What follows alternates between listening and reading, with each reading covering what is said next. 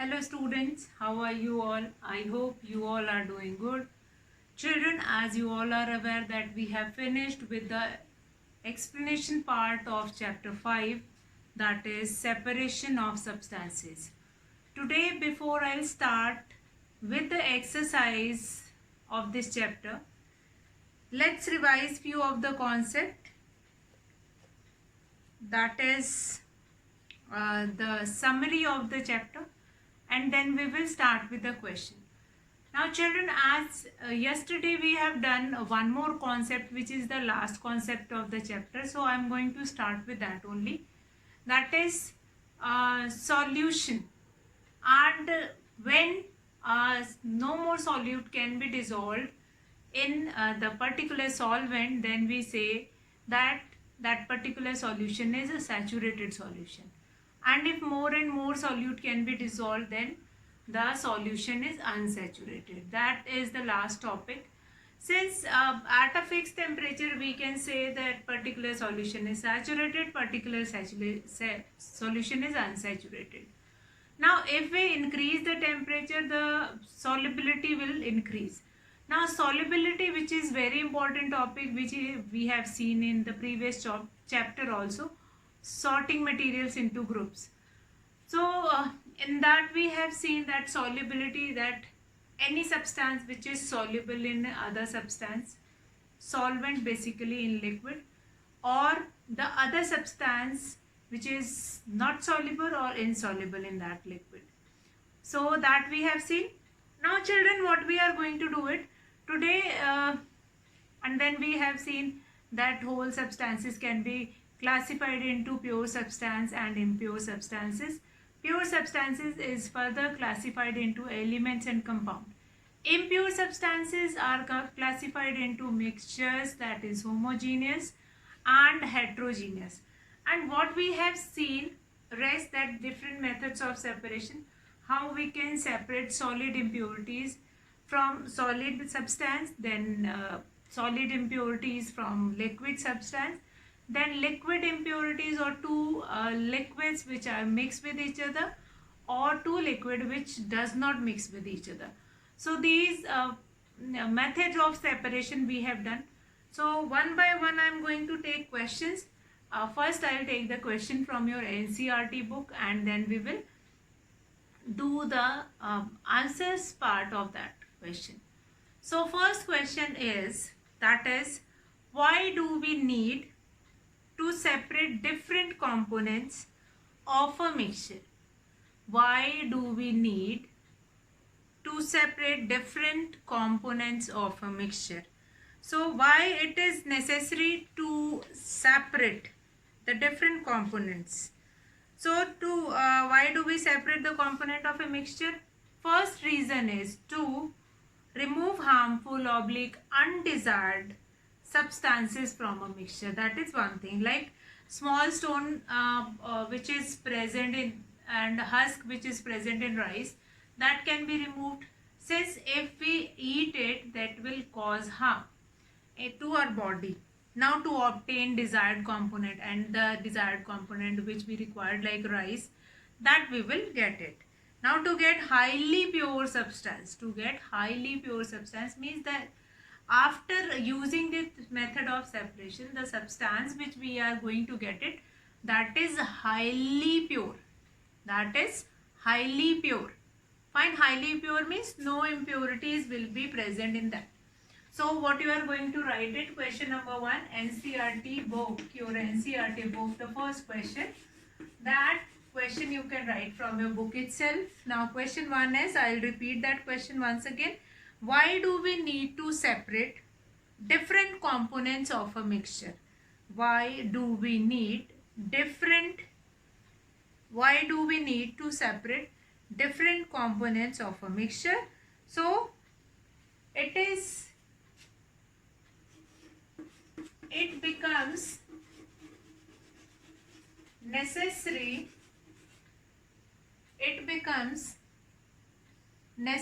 to separate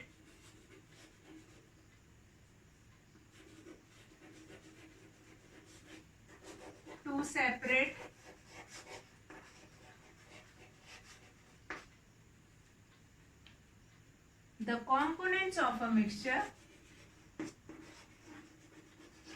the components of a mixture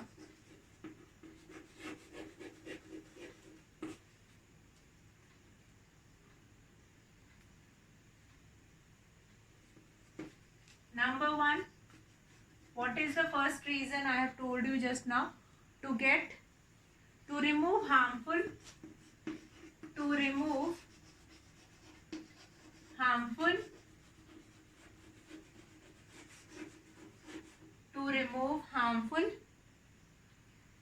substances from mixture, to remove harmful substances from mixture. First reason, the first basic or the important reason is this, to remove harmful substances from mixture. Now what is the second reason? Second reason is to obtain desirable component. To obtain desirable components. Desirable components. Then number three, third one is to get highly pure substances. To get highly pure substances. To get highly pure substances. So these are the three basic reasons why do we need to get, or why it is necessary to separate component of a mixture. So the first reason, to remove harmful substance from a mixture.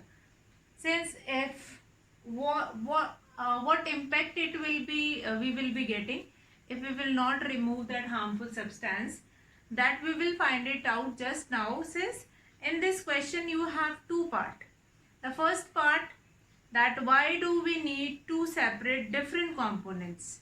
First question is why it becomes necessary to separate the different components of a mixture. First part of this question is this, to remove harmful substances from mixture. The first is to remove harmful substances from mixture. Now the number two is to obtain desirable components. Desirable component means the components which are required by us, that you are going to get it after removing, after using the separation method. Number three, to get highly pure substance.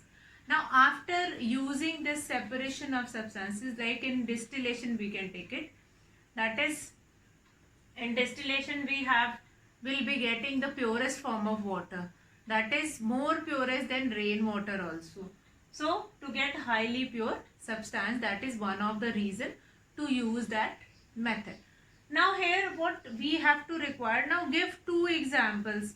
Now two examples you have to give that we are using to satisfy all these things. So you can give two examples, like you can write it down, different method of separation, and after using that method what advantage you will be getting, that you can write it down.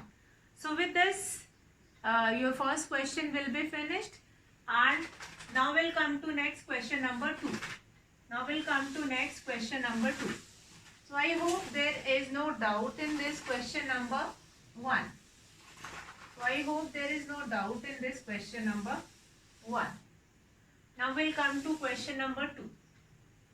So two examples of question number 1 that you have to write. So two examples you can take it from your own, that mixture of rice and husk that can be removed with different method of separation. We will get rice in purest form, and then different things like you can write it down, threshing also, you can use sieving also. Now we'll come to next question. What is winnowing and where is it used? So as I told you, winnowing is the method when that rice is separated from, rice or wheat is separated from husk, and this method is used by the farmer in the field. Where is it used? So this method is basically used by the farmers in their field. And for using this method, for using this winnowing, we required uh, wind also. A proper wind also is required to perform this winnowing. Now, first of all, you have to write what is winnowing. Winnowing, so definition of winnowing you are going to write. Winnowing is winnowing is the method which is generally used by farmers to separate grain from husk after harvesting. So in this method, farmer takes a mixture of grain and husk, and then they will fall it from a height. Due to air or due to wind, the lighter particle will flew a little bit far, and grain will be fall near your feet only. Now winnowing is very effective, more effective in the presence of slight breeze. Now where is it used? This method is used by the farmers only in the field. So what is winnowing? Winnowing is a method which is generally used by farmer. So in this we are going to take both the answers, that what is winnowing and then who is using this. Now winnowing is what? The process of separating. So first we will write the definition of winnowing, the process of separating. What is winnowing? The process of separating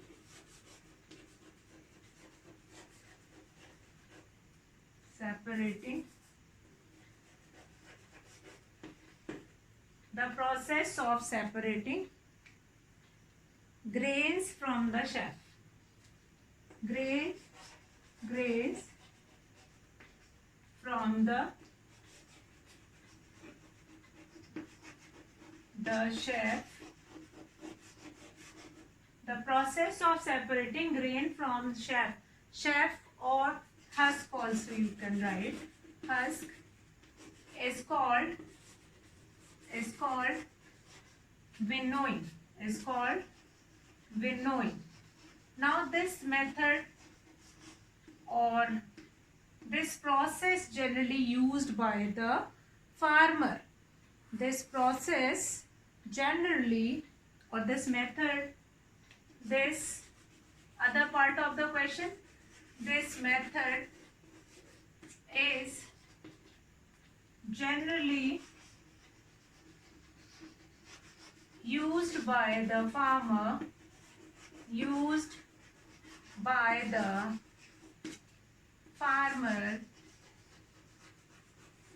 farmers to separate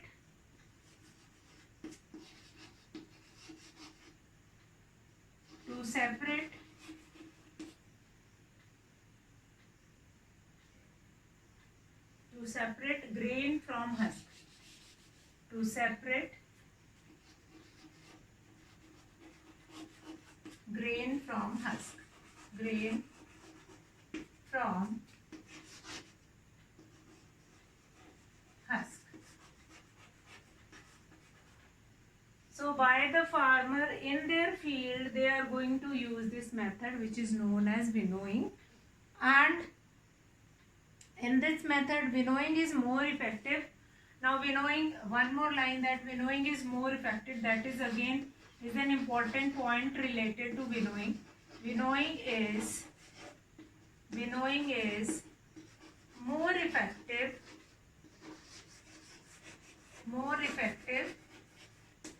in the presence of slight breeze. In the presence of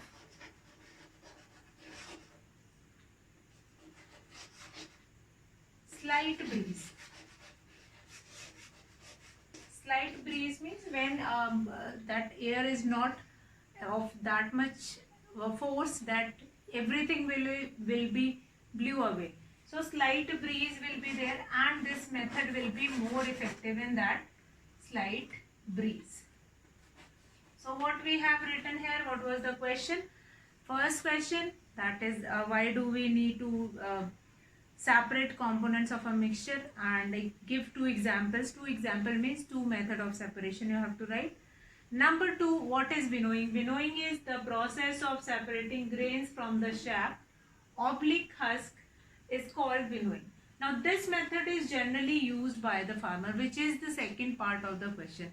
Since in the second part it is asked that where is it used?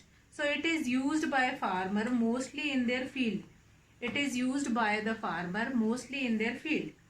Then next is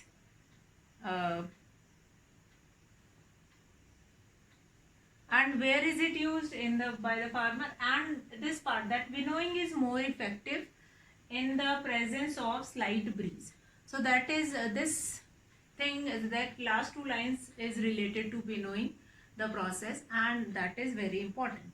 Now we'll come to question number 3. This question number 2, I hope there is no doubt in this question. You just note it down. You can take a screenshot also. Now question number 3. How will you separate husk or dirt particle from a given sample of pulses before cooking?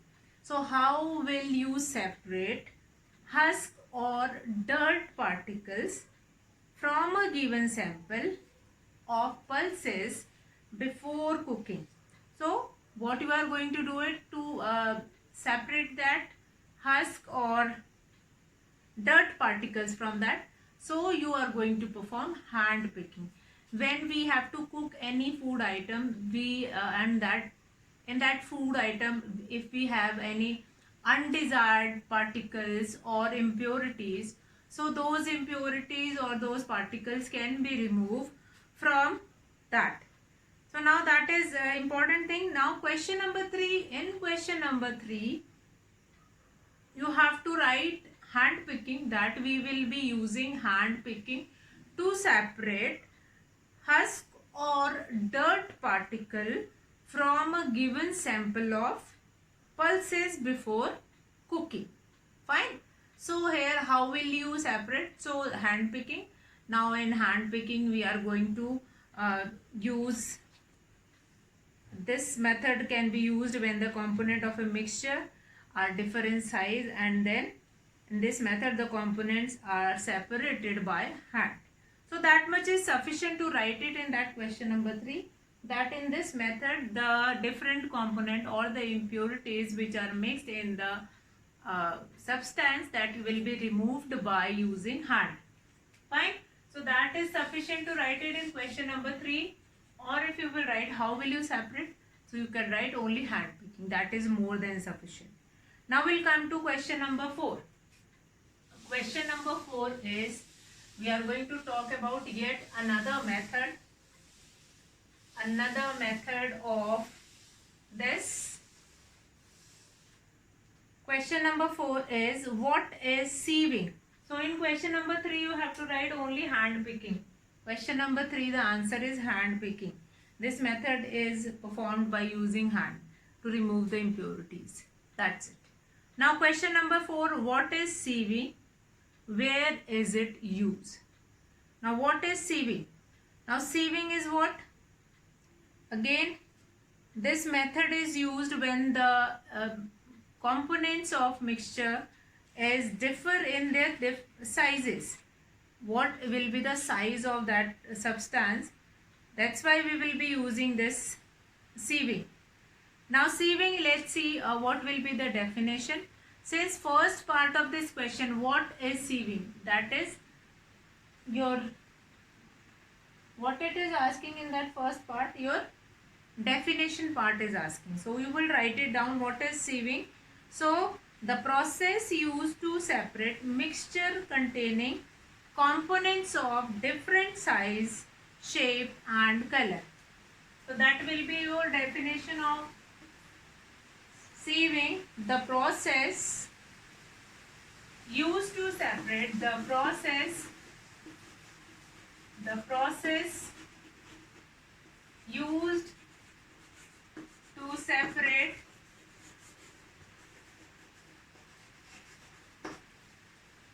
used to separate mixture containing components, mixture containing component, mixture containing components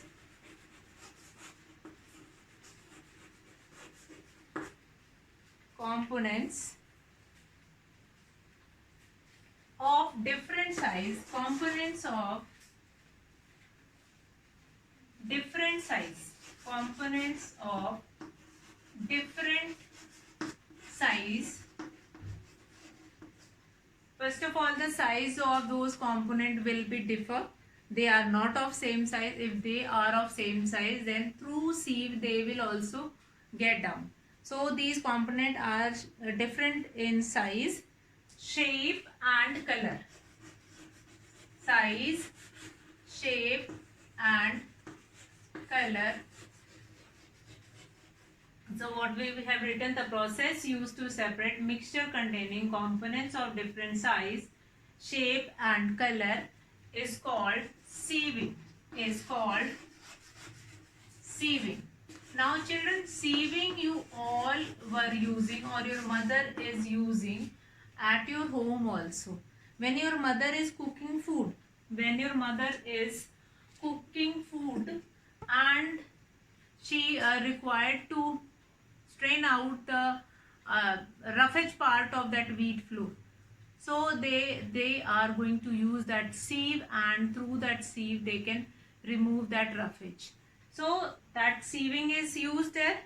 Now what else is there? Now the process used to separate mixtures containing components of different size, shape and color is called sieving. Now where is it used? So it is used in at your home also. It is used to separate big stones at construction sites also. So it is used to separate big stones at construction sites,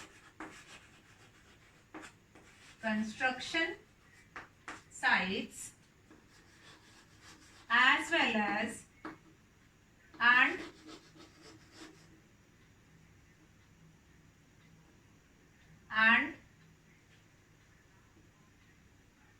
oh, that is sufficient. Only one part is sufficient. So you will write only this much, that it is used to separate big stones at construction sites. As it is used at our home also, where it is used, so it is used at our home also, like big stones from sand and husk from floor are removed by sieving. So at home also we will be using this method to remove the big stones or big particles which are mixed with the useful substances also. So the process used to separate mixture containing components of different size, shape and color is called sieving. Now where is it used? So it is used to separate big stones at construction site. So sieving is generally used at construction sites only. As I told you, or I have taken this example earlier also, that basically you have seen that huge sieves which the people kept like that with a triangular shape of that we have seen. So in that, what they will be doing, they throwing a whole that full bag of that sand will be thrown over it, and then they will rub with their hand or something, they can take it, and then after that you will find it out that few stones, pebbles also, different types of stone will remain in that sieve, and the useful or the minute particle of that sand that will goes down. Okay, now the next question, that is question number 5. How will you separate sand and water from their mixture? So sand and water you have to separate from that mixture. Now in this sand and water, here we have done one activity also, in which what we have done, that in a glass of water we will take some sand, and that sand is dissolved in water. Now you all are aware of it that sand is insoluble in water, that is a homogeneous, that is a heterogeneous mixture. So how will you separate that sand from that water? So you are going to use sedimentation and decantation method. So in this question, you first of all you will write that to separate a mixture of sand and water, we will use sedimentation and decantation. So how will you perform that? How will you perform that sedimentation and decantation? That whole procedure, the whole method of sedimentation, like first you will take a beaker, dissolve sand, put some sand in that 1 glass of water, and then stir it. After stirring, you will find it out that sand is not dissolvable in water, and then you will keep it on one side and let it settle. After some time, you will find it out the smaller particle, the sediments of that sand will get settled down at the bottom, and above that you will find it out that pure water is left. Now without disturbing the sediment in that water, will pour out the clean water from that beaker into another empty beaker, and this process is known as decantation. So first we will do sedimentation to let the mixture will be settled down and the sediments of sand will settle down at the bottom. After that, we'll take another beaker, the clean water which is left over that will be poured out in another beaker. So that is decantation. So to separate sand and water, we are going to use this method, that is sedimentation and decantation. And in your book, what you are going to write it in this question, that is sedimentation, decantation, and as well as filtration also. If then also we'll find it out that some part of that sand is still left in that water, so we'll use filtration also. Since this sedimentation and decantation I have explained when we will be doing that chapter, so that also you can write the important part from there. Now we'll come to next question. Is it possible to separate sugar mixed with wheat flour?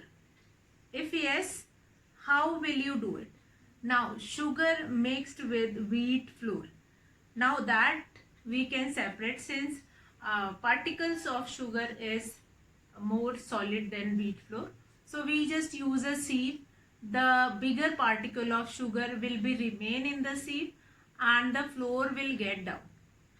And how we will do it? That we will take a sieve, and in that sieve we will pour the whole mixture of wheat flour and sugar, and then we will clean that. We'll just use that sieve and we'll get it, the smaller particle or flour that will get down in a utensil or in some